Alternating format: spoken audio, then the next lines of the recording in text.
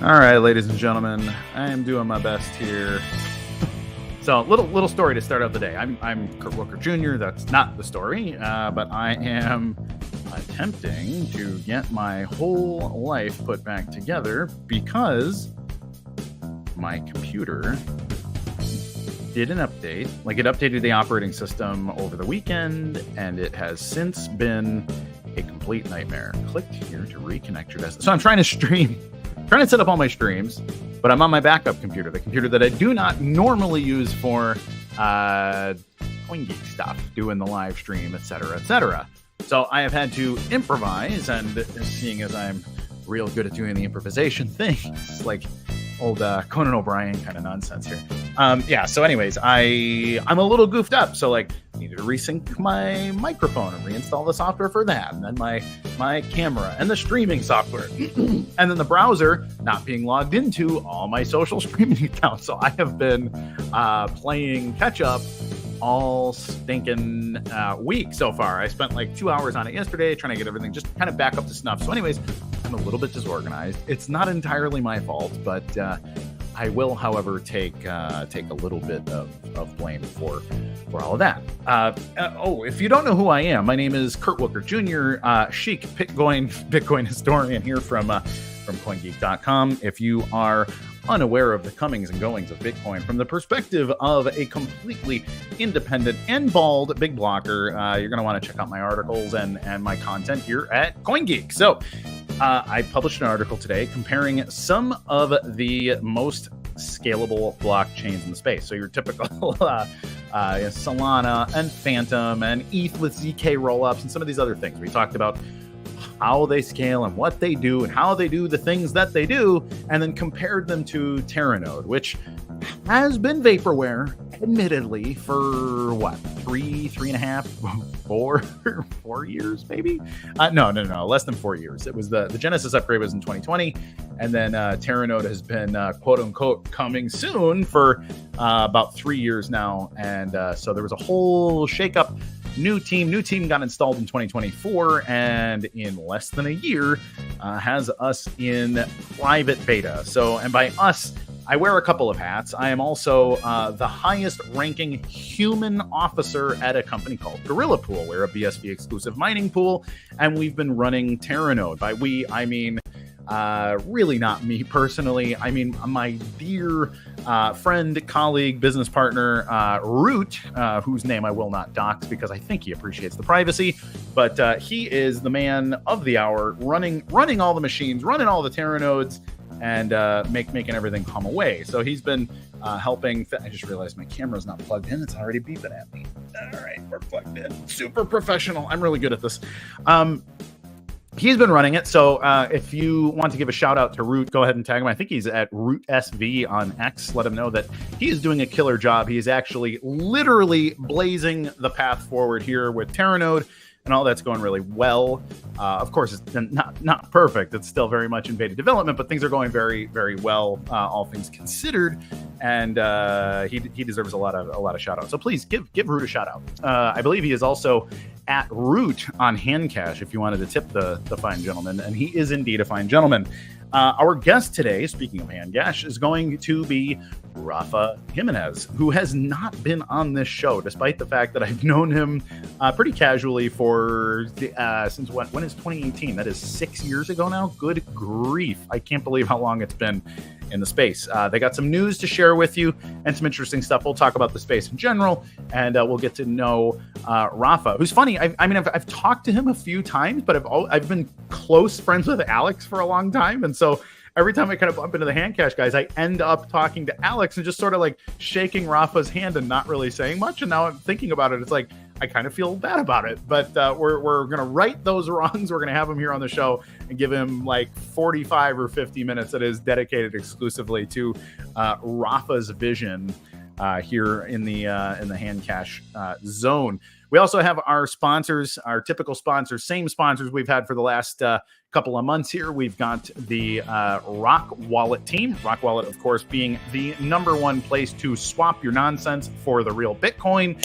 That's right, BSV. You can sign it, notarize it, and do the rest of it But yeah, if you want to use Rock Wallet, it is an easy way to take your USDC, USDT, ETH, what else we got on there? BTC, I think there's Litecoin and Bitcoin Cash as well. And you can go ahead and swap those things for BSV. Also, the other direction too, if you got some BSV and you need to buy something with Tether or something on the interwebs, you can do that using Rock Wallet as well. The Rock Wallet people have been very kind to sponsor the show for the entire quarter, and they've also just been really good to work with on a whole bunch of stuff. So yeah, rockwallet.io, good people, and so far, nothing but a good time.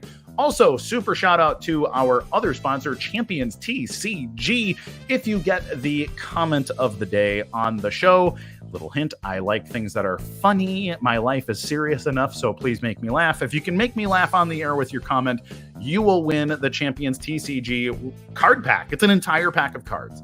Also, I don't know if you've noticed this little change back here. I used to have the CoinGeek logo up here, but the CoinGeek live stream, as you can see, the new logo here is slightly modified. And due to the fact that we now have a new and updated brand, well, we had to get rid of the old one. I really liked my old sign here, but you can see my old ASICs.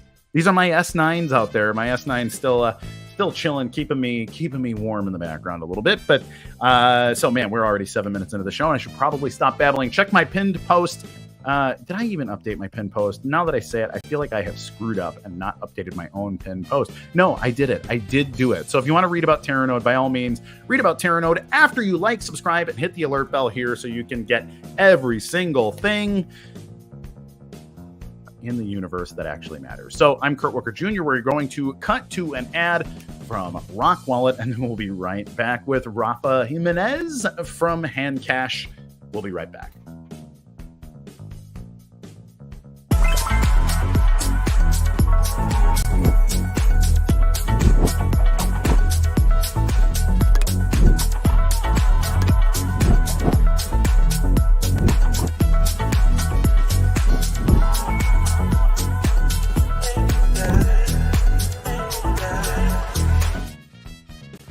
Hey.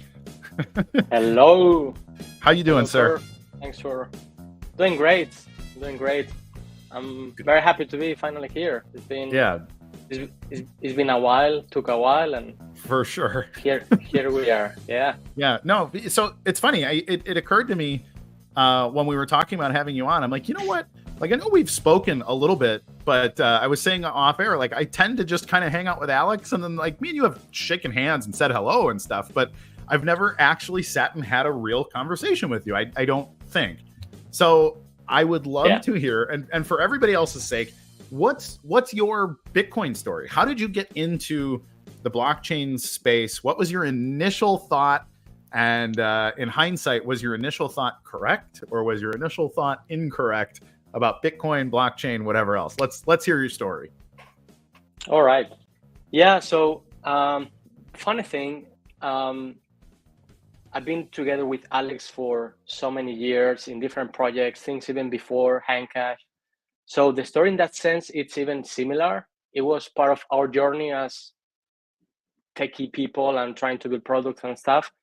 We had a project back to 2014, 15, and we had this problem of trying to monetize something that required payments with small amounts over the internet. And obviously credit cards and all the traditional payment methods at the time, they were just not good enough for that. And funny enough, we were looking into Bitcoin because, at the time it was still, I'm talking about Bitcoin BTC, it was a decent, still it was decent, but it was very complicated from the user experience, from the developer experience. Like, are we going to spend now a year just trying to integrate a payment method into our product? Are we nuts? Or so that was like the first real interaction with Bitcoin when we really thought about it as a product, as an alternative. Yep. But actually, I keep remembering about this. Actually, this week it was again the same thing. In 2011. So I'm software engineer, and in my there was a guy in my building, and he was mining Bitcoin at the time. Yeah. And he was giving the explanation of, yeah, because these are tokens that might be worth something in the future. And we were like what is this guy talking about? And I remember having a couple of conversations about that, but it just sounded or he was not selling it, the right way. Yep. So that was actually the very first time I heard about Bitcoin. And then when it really, everything started and I got my hands dirty with the technology. Yep. It was 2018, even end of 17, probably. Yep. And that was the time of the fork of Bitcoin Cash, and when all the story that we all know, or probably most of us know. Yep. So that has been I had the very wrong idea of Bitcoin, for sure. Yeah. And I'm not sure when I actually got the right idea. Sure. And I'm not sure if it's my fault or someone should be out there trying to explain it. Like why is everyone getting the wrong idea? This is something that it's very frustrating. Yeah, it is. Why is everyone getting the wrong idea? Yeah. Like when you actually read the white paper, right? And you just dedicate 1 hour. Right. Right. Yeah. You don't need to do a master's. Just 1 hour, right? Like wake up in the morning, get some coffee. I'm gonna just read this. It's like 7-8 pages. Come on. Yeah. But yeah, I get it. Like it's very ambiguous and things like that. But yeah, that's very cool. I would say that's the story. Yeah. Oh, it's funny because I remember HandCash. So I remember the Bitcoin Cash iteration of HandCash, and I downloaded. I don't know if it was the beta wallet or whatever it was, but it was orange. Right. And I thought it was really pretty. I liked your logo. I liked your UI, UX stuff was all quite good. And then I created a handle. And for me, like creating my handle, just being Kurt on an app like that was really important to me. It was one of the first key reasons that I remember thinking, like, you know what? Rethinking Bitcoin, like your leadership in HandCash really was one of the things that made me think, you know what, big blockers are on to something here with all this simplification of the user experience, because the small blockers, they try to make things harder, right? They want it to be harder because they're technical people and they like to be technical people, and they only really want to interact. They want Bitcoin to be for technical people. And you guys have always had a very different view on that. You have always made the choice to simplify it down, like try to make grandma able to use HandCash so that grandma can use Bitcoin. And that has always permeated your brand and all of these things. And even me, who, like, I'm pretty technical. I'm not exactly CTO material, but I'm pretty technical. And that meant a lot to me too, just to be, I'm just Kurt. I can just tell somebody I'm Kurt on HandCash and they can pay me money. And that's a huge step in the, like, versus, all right, this is my pay to public key hash. Like immediately I feel like most of those words don't mean anything to most people. So, it just is like already a hurdle to use Bitcoin. And so, anyways, all that to say, you guys were one of the major reasons why I was like, you know what, I'm gonna stick it out here. I think the BTC ideas are bad, and I was very much in favor of fighting, like continuing to fight for like bigger blocks on BTC and that kind of thing. But I became much more of a big blocker when I started to see, like, HandCash being one of those brands, not the only reason, but one of those brands that was like, look, we're trying to make Bitcoin usable for the world. And so I guess this is to say thank you for being one of those things that inspired me to really focus on just scaling the thing that wants to make Bitcoin better, easier for the world. So further than that, you guys have done a ton of things. And over the last 2 years, you've really changed the brand again in a big way, in making it like streaming money for like the gaming wallet and your internal app store and these kind of things, which I think the app store is a little older than 2 years now, but but really sort of remolding HandCash into like streaming video game money. That's another really cool thing. And it appeals to me because it's actually the first way Bitcoin was described to me. So when I got paid my first Bitcoin in 2012, I asked the guy, like, what the hell is Bitcoin? He said, it's like video game money.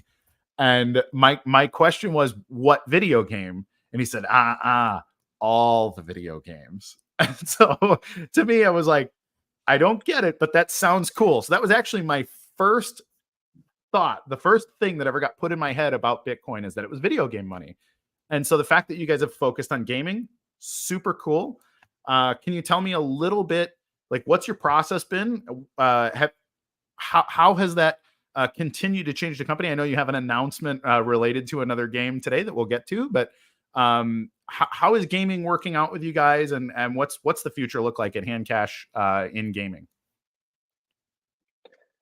Right. Oh, so much stuff. Yeah, sorry. Yeah.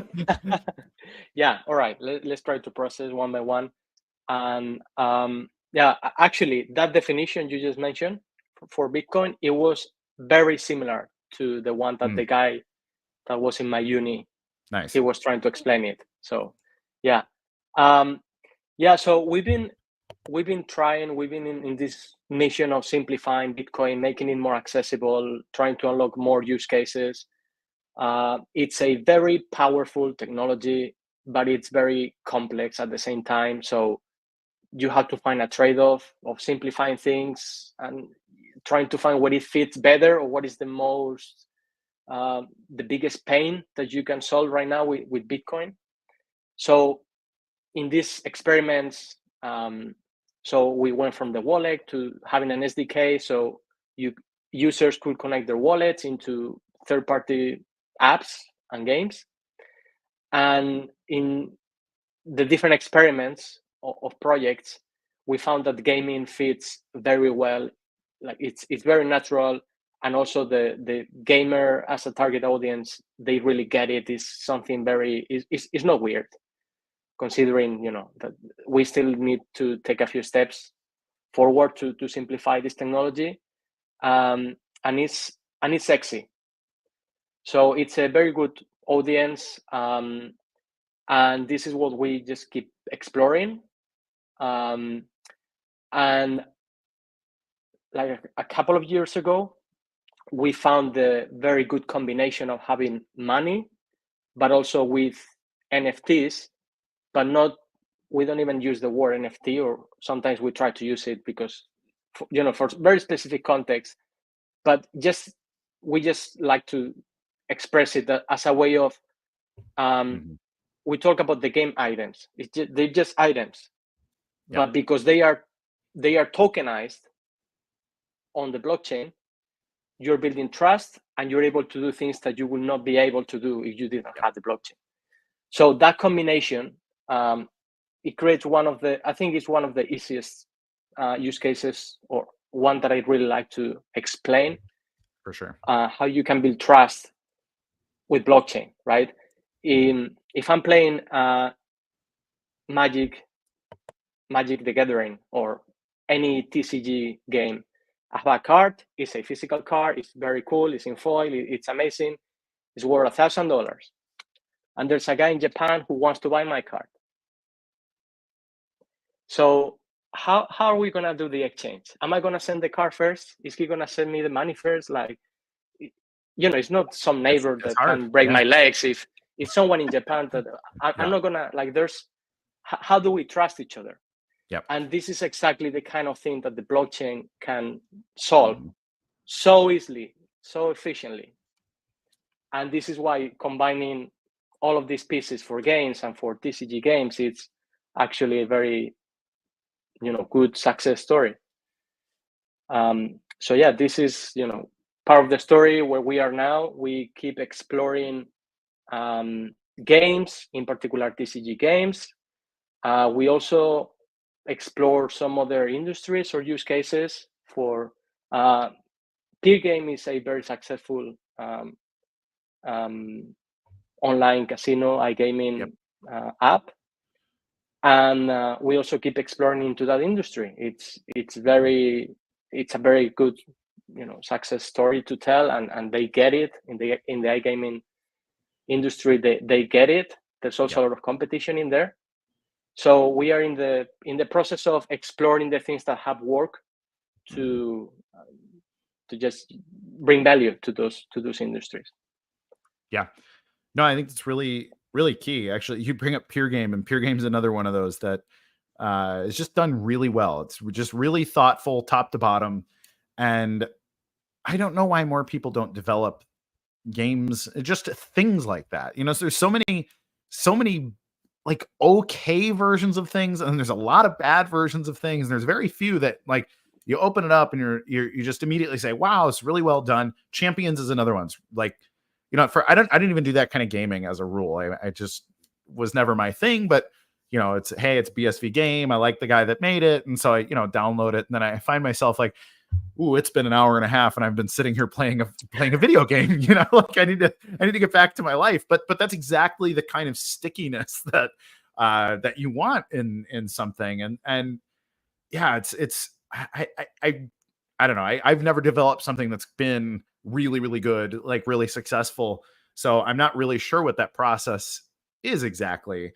I think it's, but I don't know. It's magic. It's magic when you watch it happen and you create something and people just, it just spreads. It's like, hey, look at this cool thing. And then it just, you snowball. So it's really cool. I'm curious. Alex was the founding CEO, was with the company for 5-6 years. And you have recently replaced him as CEO. He stepped down to do other things.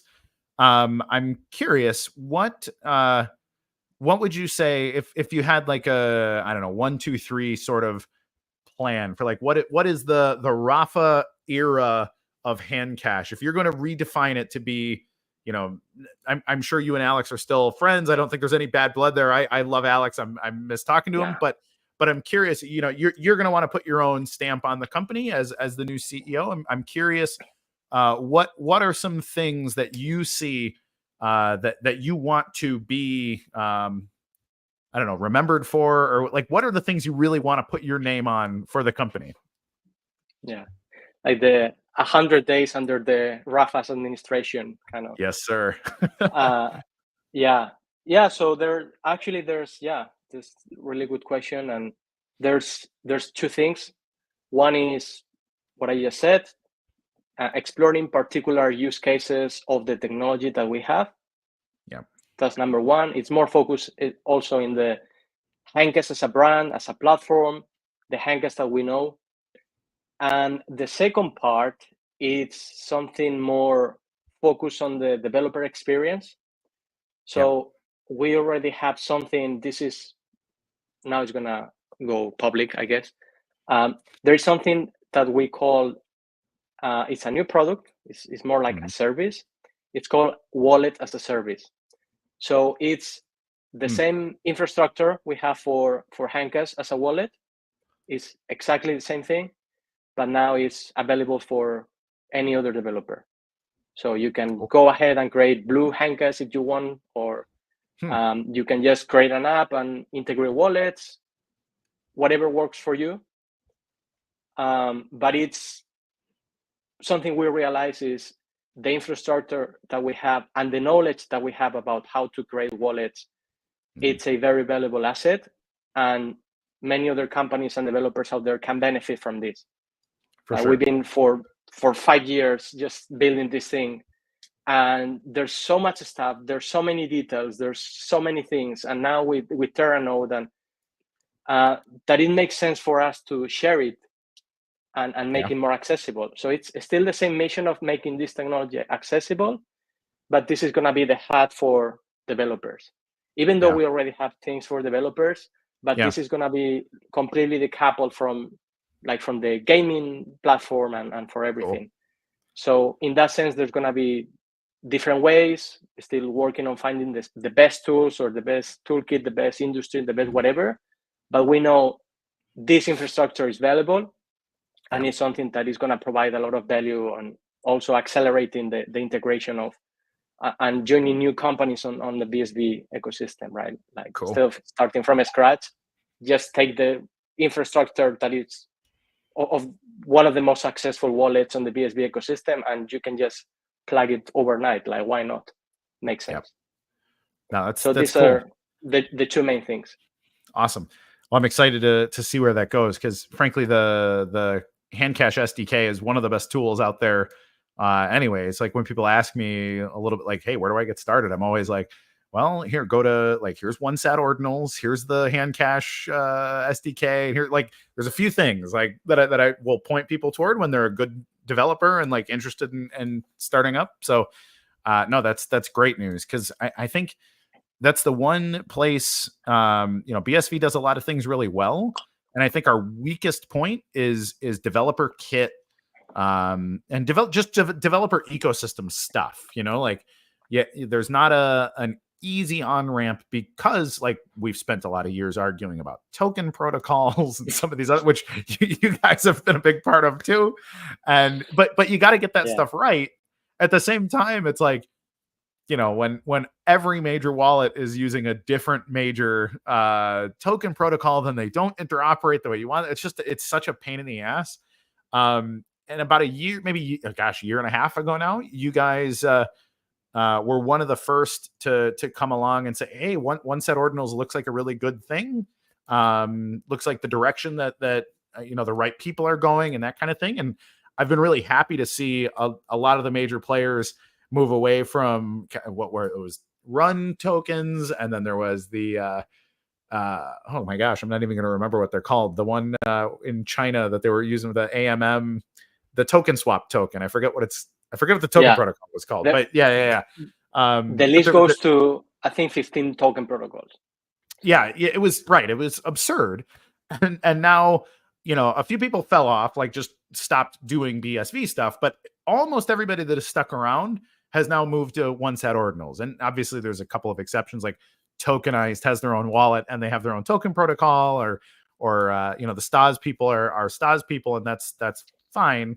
But almost everybody else is consolidated into one sat ordinals, and so I'm curious, as you're doing game items and those kind of things, what's your experience been like? Because I'm also partial to one sat ordinals, but I'm curious, like, what's your feedback, like pluses or minuses? What would you do better, or what's something that you think the one sat ordinals team could do better? Because I know they watch the show, so we can speak directly to them if you'd like. Yeah, sure. So actually, we found it. I think this is the thing with all the 15 token protocols that we have. Yeah. I think there are particular use cases where they might be the best, right? But when you have to pick one to define the entire ecosystem, it's really hard.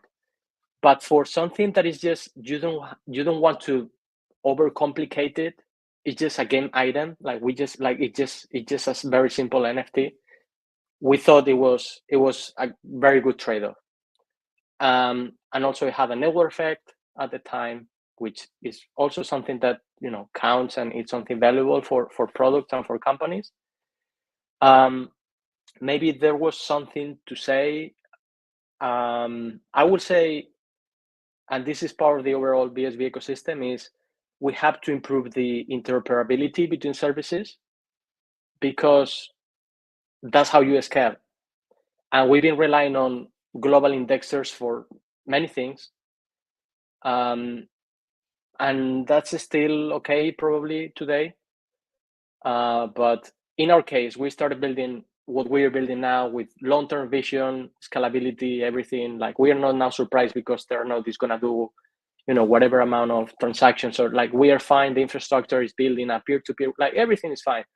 But there's still some flaws on protocols and things that Sure.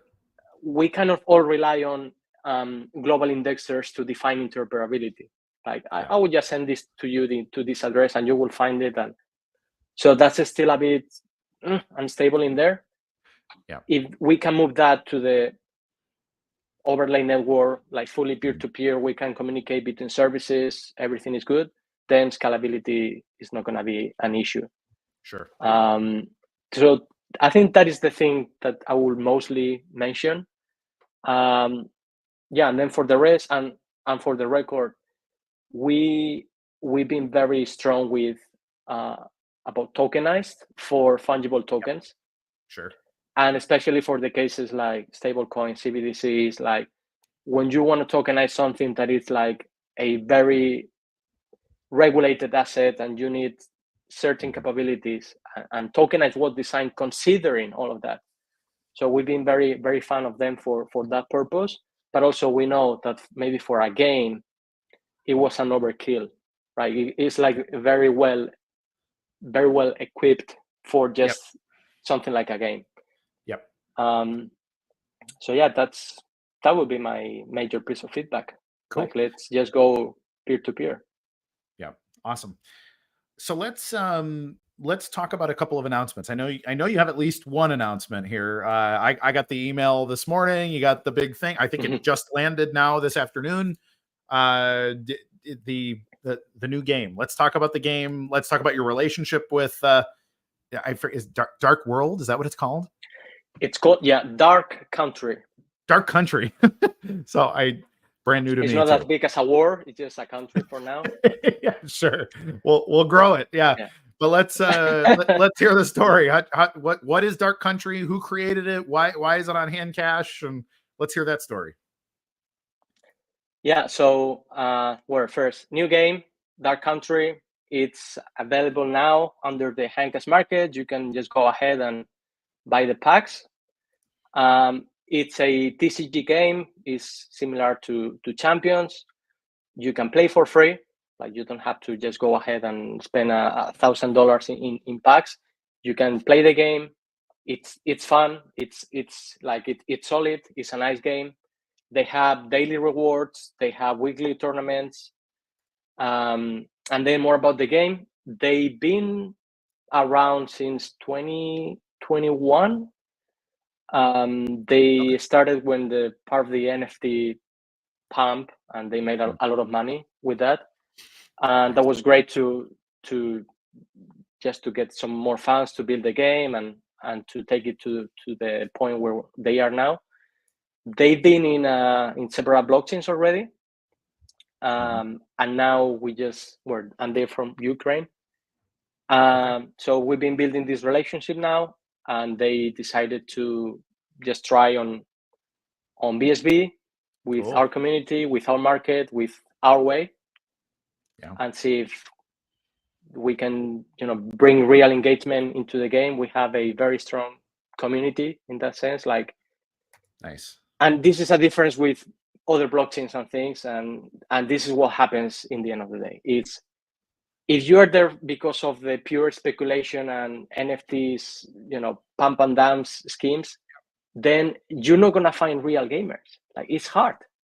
Sure. I mean, if you're attracting people because of that, they're not gonna, it is what it is. They're not gonna stick around for very long. It makes sense. Yep. So we have, of course, there's a speculation, there's a market. Hello, like, this is not a surprise. But behind, you need games that are solid, games that are playable, games that are fun. And then buying and selling and collecting, which is something that has been happening for decades. It's not something new now that we have NFTs. Yep. This is also another aspect of games that makes them fun, makes them diverse. And that is the story for that country. So that's awesome. Very looking forward to it, and let's see how it goes. Very cool. We actually have a video queued up. I think Mr. Vidal is ready to fire away. So I'm going to back off. We're going to watch the video.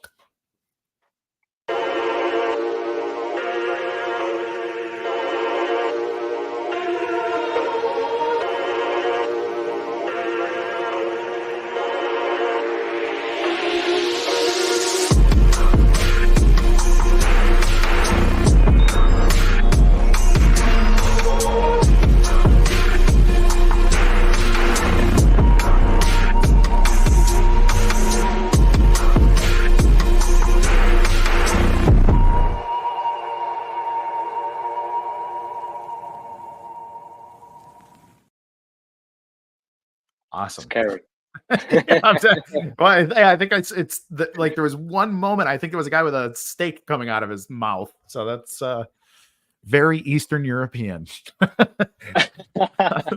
Yeah. No, Thank you, Brandon Kreiderman. It was a very nice video, and he's doing a great job promoting the game awesome. and working with all the materials. For sure. No, that's great. So what else do you got going on, man? What's do you have any other announcements or how are things? Like you got a couple of Brandons over there, and who else is there? Like how's the company doing? How are the guys? I actually used to talk to Brandon Bryant quite a bit and Brandon Kreiderman quite a bit, and I just feel like I haven't talked to either guy in like 6 months for some reason. But how's everybody doing? Yeah, they're good. Growing families, like kids. Yeah. People getting married. Yeah. Now, Brandon Bryan is stepping back a bit. The thing is, it's been many years now with this project with BSV. Yep. It's been tough. Yeah. And like what happened to Alex is many years, very, very exhausting, very intense. Yeah, for sure. And everyone is different. At some point you need to take a break, and it's too much. It. And so it's also similar for Brandon, and he's still with us, still collaborating with the project. He's cool. Brilliant. He knows a lot. Like we've been working for so long. Yeah. But also life goes on, and you kind of need to move forward a bit. Yeah. But other than that, we're good. I'm very happy with the team. We also have a very good partnership and relationship with a company that might be new to some people, most people probably. They're called Elevate. They're also from Ukraine, like that country. And they've been helping us with just ton of resources in different areas in the company. So we are growing the team and operations also with them. Yeah. So if anyone needs, an extra hand, I can also recommend them. Nice. They're great. Were they at London Blockchain Conference? I met Nastia. Yeah, I think it was Nastia, red hair lady. Yeah. Yes. Yeah. I met her. She gave me her card and said, "Yeah, we run a dev team and all this stuff." Like, but bunch of really cool stuff. I was like, "Wow, you have a really cool company." So awesome. That's great. Yeah. So that's kind of in within the indoors. Yeah, I would say that's it. Cool. Well, that's awesome, man. So we definitely have some questions from the crowd. I see Mr. Vidal here has 21 starred questions. So I don't know if we can get through 21 questions, but let's. If they are just no questions. Right. No, next. Let's get some questions queued up. Mr. Vidal, what do we got? From Uncle Josh, Mr. Face, our New York. In fact, I think he's wearing a Yankees hat in this picture. HandCash works really well besides digital items. Are you looking into integrating with merchants for real world purchases, something like AnyPay? I forgot about AnyPay. AnyPay was awesome. It would be good if that came back. But yeah, what are your thoughts on point of sale and that kind of thing? Yeah, that's very good point. I think about that every week.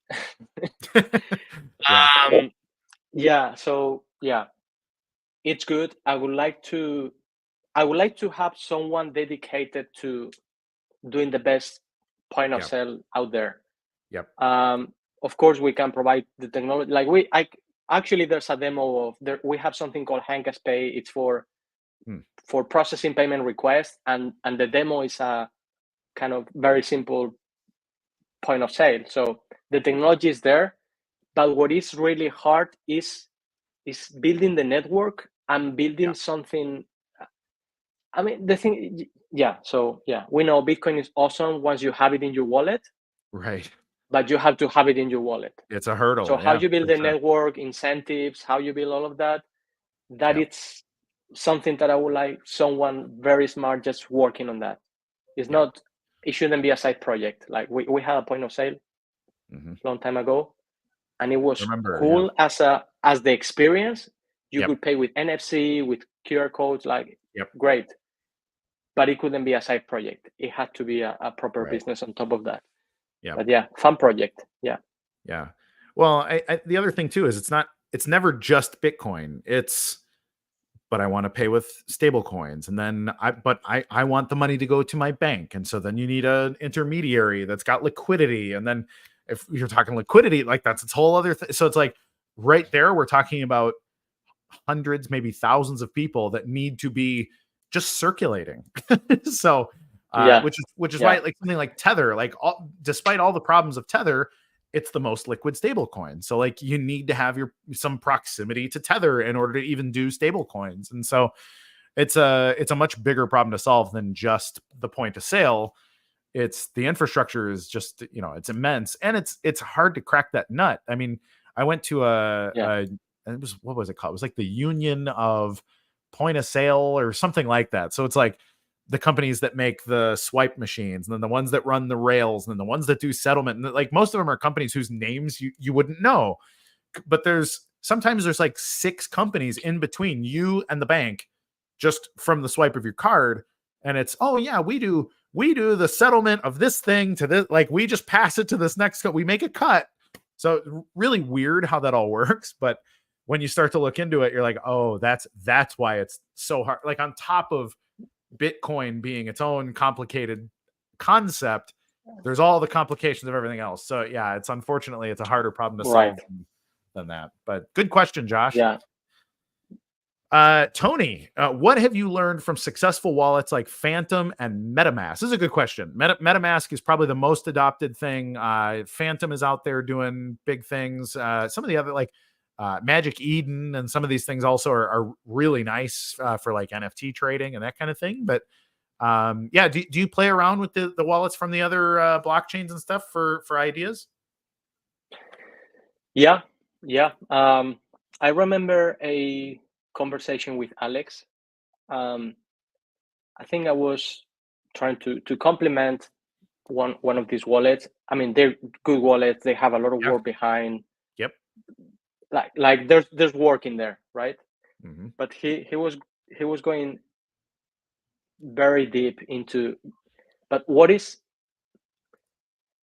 if you have a very nice typeface, good contrast with the UI, like the colors, you have transitions, you have active feedback, you have everything. Mm-hmm. But the onboarding is still so confusing for anyone. Like, write down your 12 words and now enter the 12 words that you should be, taken from the previous step. Yeah. And if you don't do it, you're going to lose your money. And this is just the way you start experiencing the product. Like, is that really good UX? I was like, okay.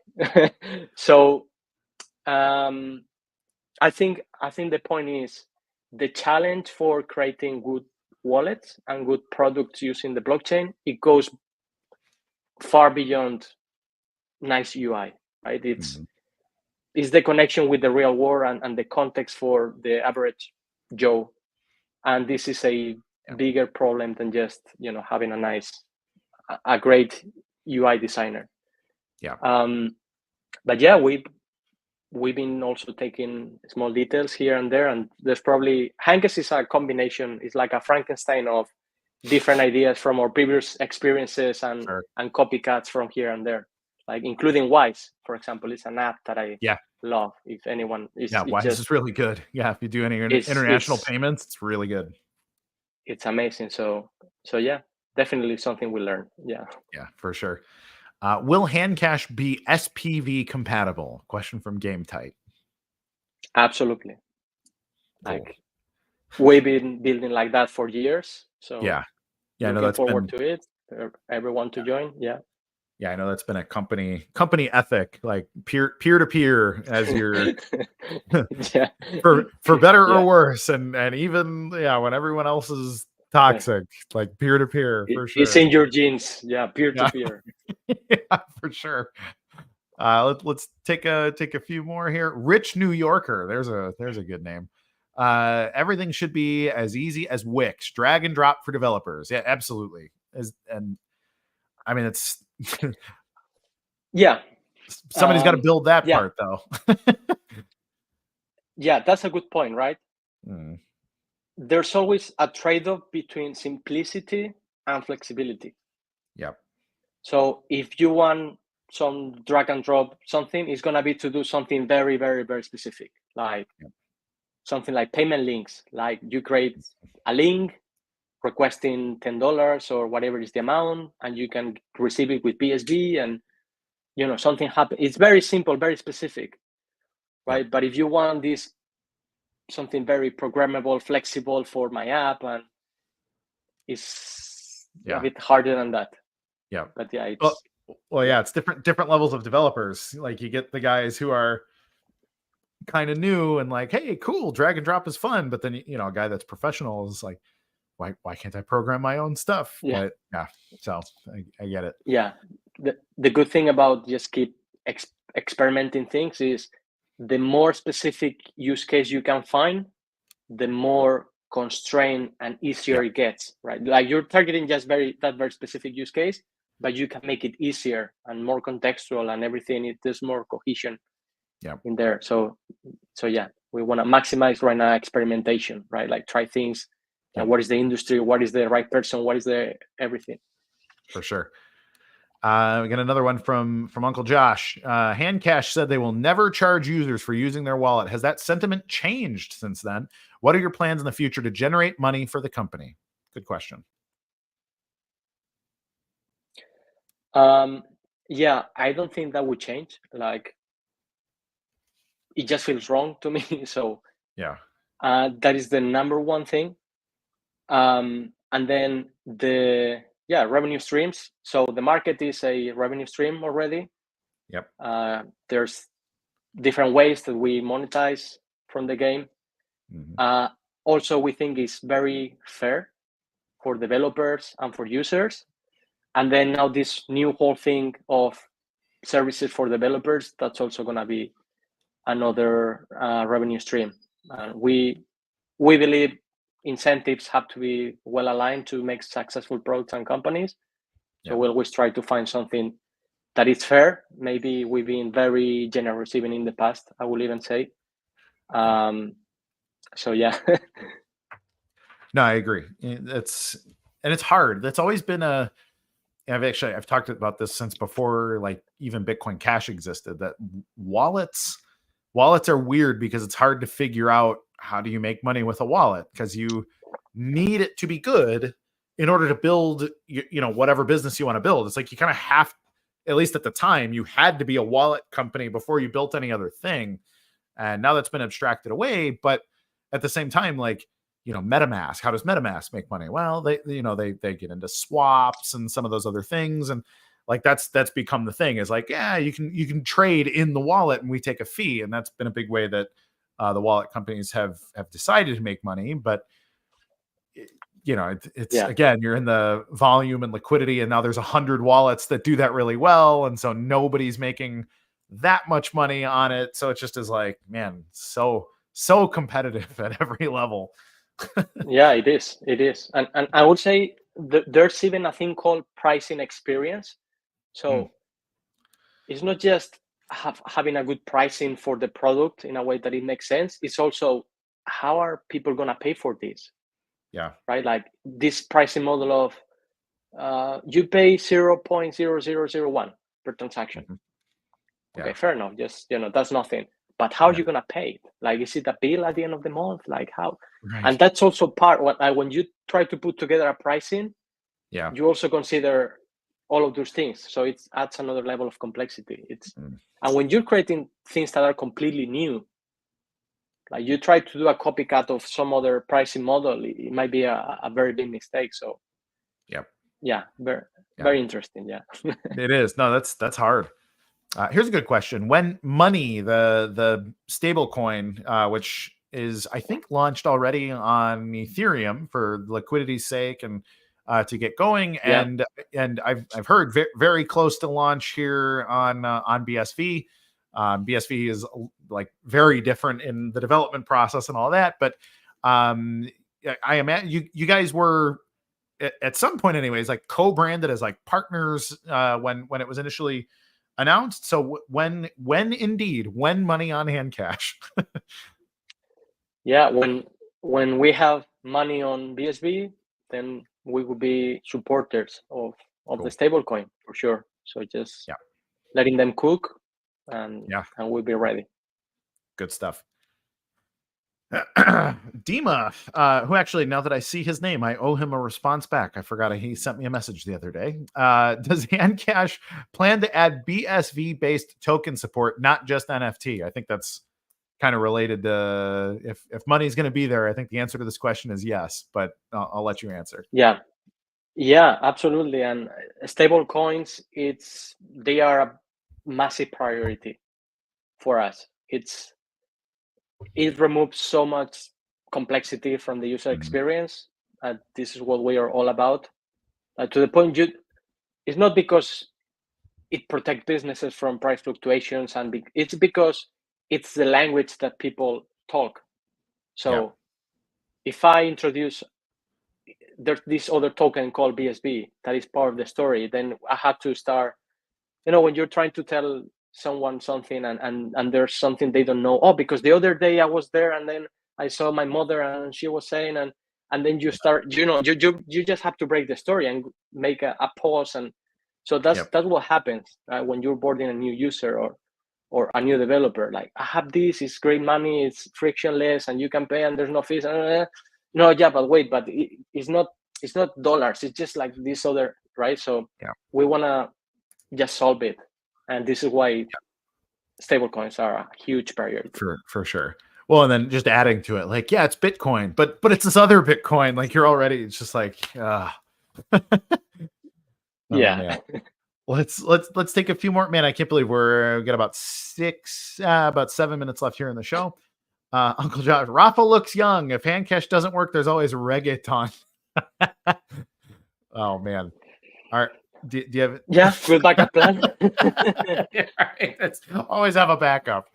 Ram G saying, I bought the first box of dark country. That I don't know what DM is. Well, that's exciting. Yeah. I've onboarded 17 others to HandCash. Thank you, Rem. Man, I wonder how many people I've onboarded to HandCash, because there was like 2 or 3 years where I was getting a few people a day. So that's and it's been great having so much people recommending the app. And there was a point where we wanted to create a referral program. And that's part of the pricing thing, right? Like, there's so many people just recommending the product. It would be nice if they could just, not just with a thank you, right? Something, a bit more solid. Send me thank you tokens. Yeah. Yes. Let me go print some. There you go. Tokens.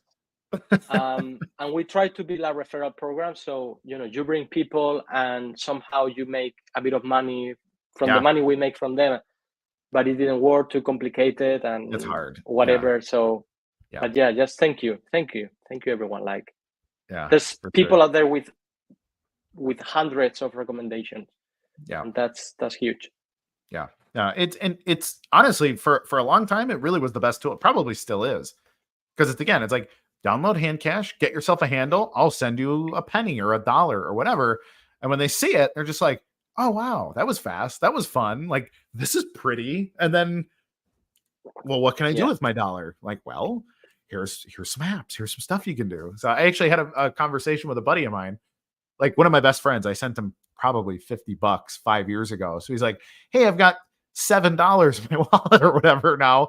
What do I do with this? And I was like, well, is it in HandCash? He's like, yeah, the green one. And so I walked him through. I'm like, just play champions with it. He's because he was like, what am I going to do with $7? So told him like, hey, just play a game. Well, he told me, he reached out, was like, hey man, I've been playing this game, I made a little bit of money, and like now I'm sitting here, I'm up at night playing the champions game in HandCash. So I was like, okay, that's awesome. Yeah, but it took him 5 years to do anything with the money I sent him. So, but that's the sales cycle. There must be so many wallets, so many HandCash wallets.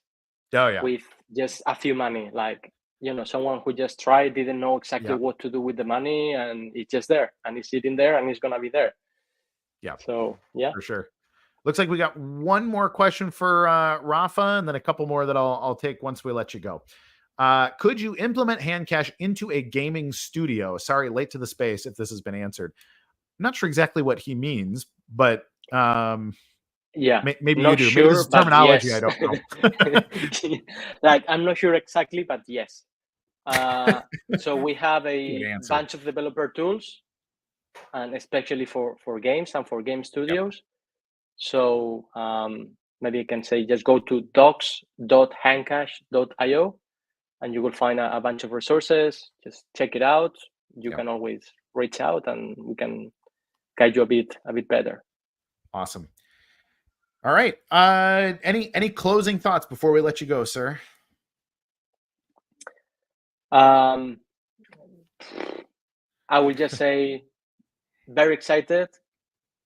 We're also very excited with this new, let's say, family of products focused on developers.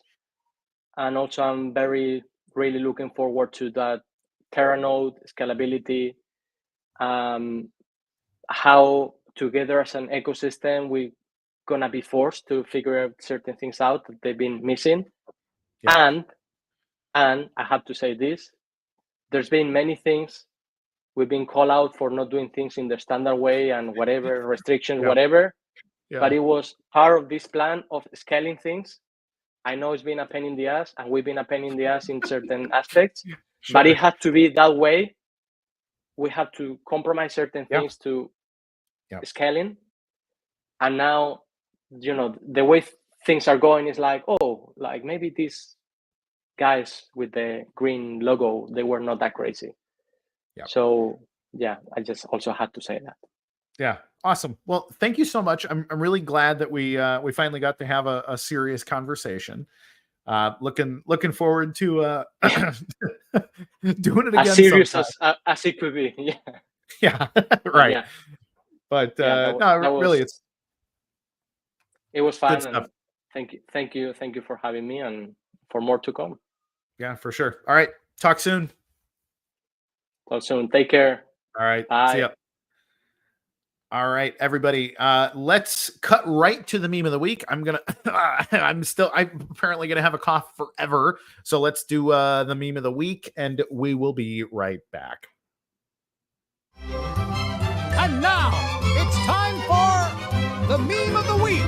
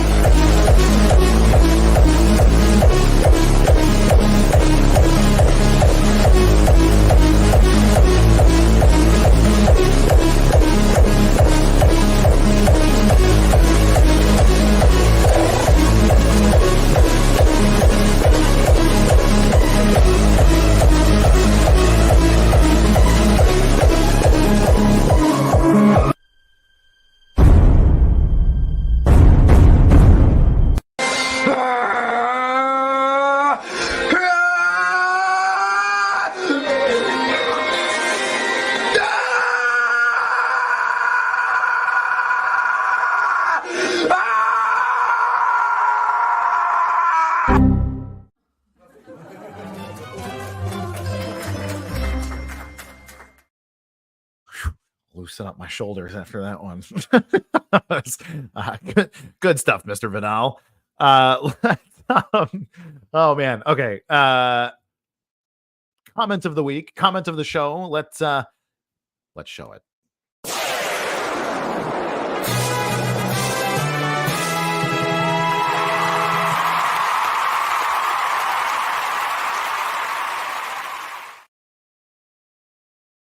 Uncle Josh.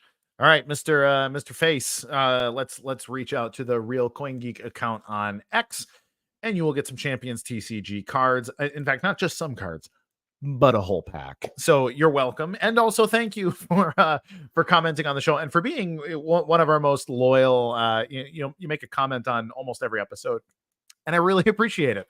So I appreciate everybody here, everybody for watching. Do you have any questions that you want to pull up?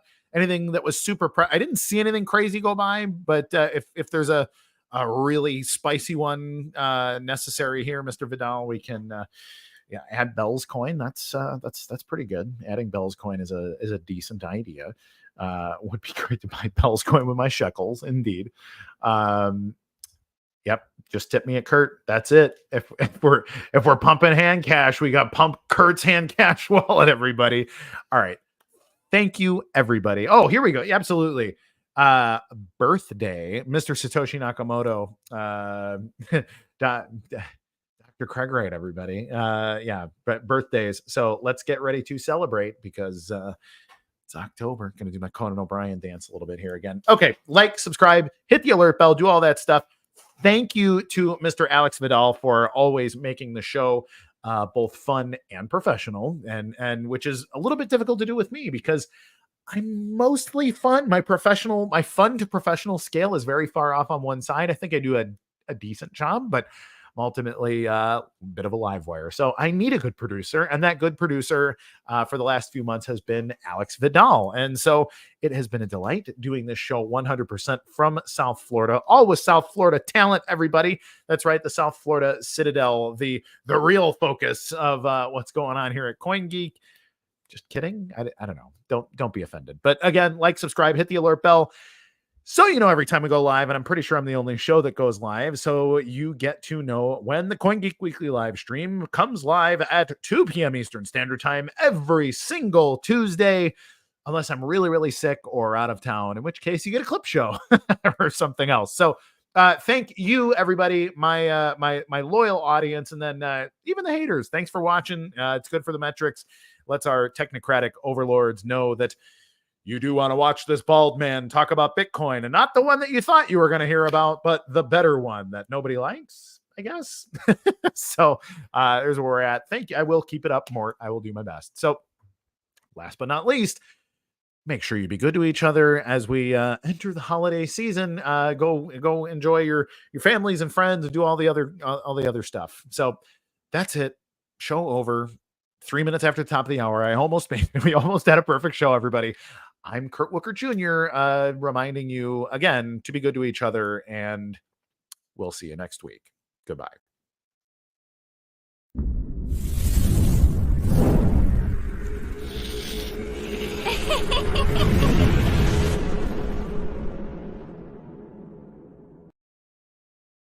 This land was tainted by the weight of forgotten wars. He had failed them, but the path of redemption was open before him.